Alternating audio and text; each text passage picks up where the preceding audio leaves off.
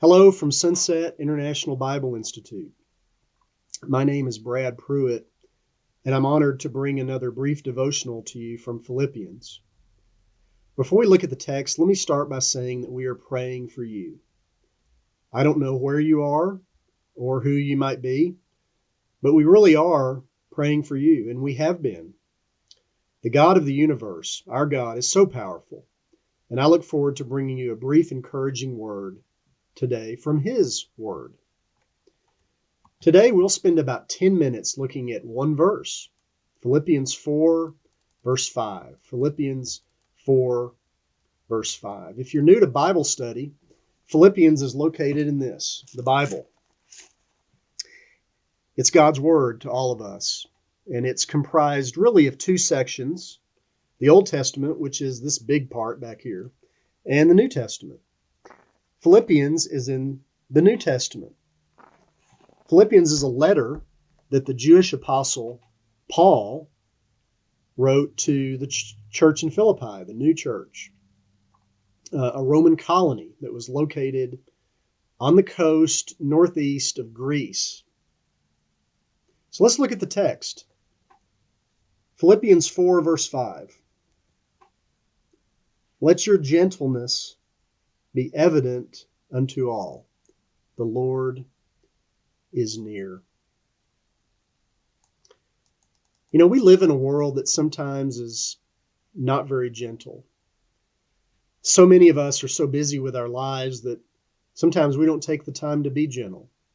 Sometimes the people around us don't take the time to be gentle either. Somebody cuts you off in traffic and you honk. Or have you ever honked when somebody honks when they did it to you, maybe? We see domestic violence. We see police brutality. We see criminal brutality. We see gang violence. We even see church shootings. But we see a lack of gentleness sometimes in the way people talk to each other. Sometimes it's just ugly. You know, I remember my mother used to say to me, Brad, there is never a reason to be ugly to people. Unfortunately, I heard that too much growing up. Philippians 4, verse 5 says, let your gentleness be evident to all. The Lord is near. I want you to notice where Paul locates this verse in this letter. He locates it right after verse 4, a call to rejoice, and verse 6, a call to not be anxious about anything, but through prayer. In this text, the call to gentleness is what's known as an imperative. It's a command to practice gentleness. Paul wants the Philippians to be gentle. He instructs them to be gentle. And more than that, he wants this gentleness to be evident to everybody. And he does not envision a robotic, unemotional gentleness. Rather, he wants it to be an outward expression of inner joy and peace. We are to be gentle, not because we're commanded to necessarily. We're to be gentle because we are a rejoicing people, verse 4. We're a prayerful people, verse 6, who are not anxious about anything. And that's kind of tough today, not to be anxious about anything, especially when we see the world around us and the chaos that it's created.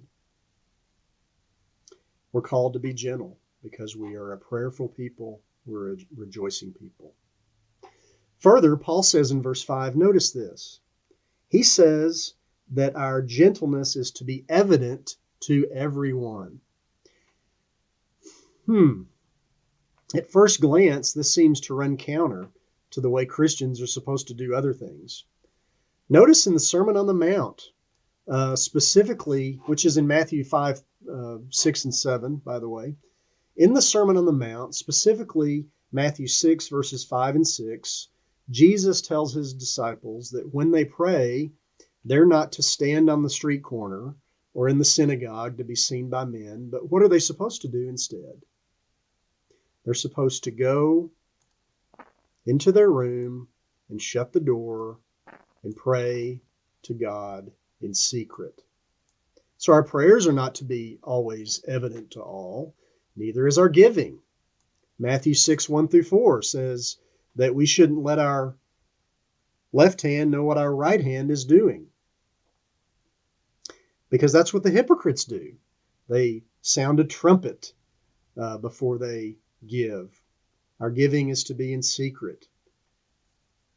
Our fasting, that is, you go a time without eating to focus on God. Jesus says, if you're going to fast, that's awesome.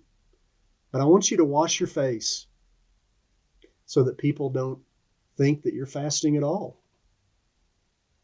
That should also be done in secret. So we have 3 examples of things that are not to be evident to all. Prayer, giving, and fasting are all things that are to be done away from the spotlight. And yet Paul indicates he wants a bright light shone on the Christian behavior of gentleness. Our gentleness arises from the fact that we rejoice, we are prayerful, we live our lives free of anxiety. You know, these are uncertain times, aren't they?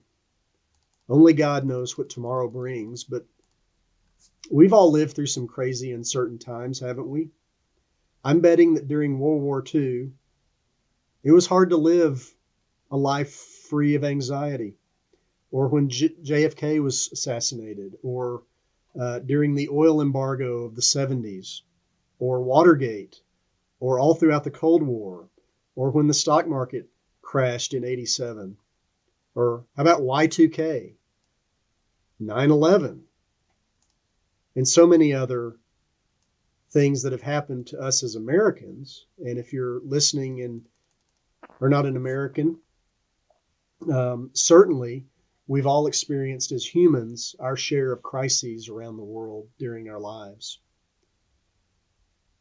Might be an earthquake, might be a tornado, a flood, a hurricane, or other natural disasters that give us anxiety. But we serve a God who's called us to rejoice and to pray and to be at peace. And Paul reminds us in verse 5 of Philippians 4 that it's because of these things we are to live gentle lives and to make sure that that gentleness is evident to everyone. So today, how can we practice gentleness? Sometimes that's difficult, almost impossible when we're practicing social distancing. But we're a creative people. We can figure some things out. Yeah, I would love to visit some of our sicker folks in the hospital, extend my hand, give them a hug,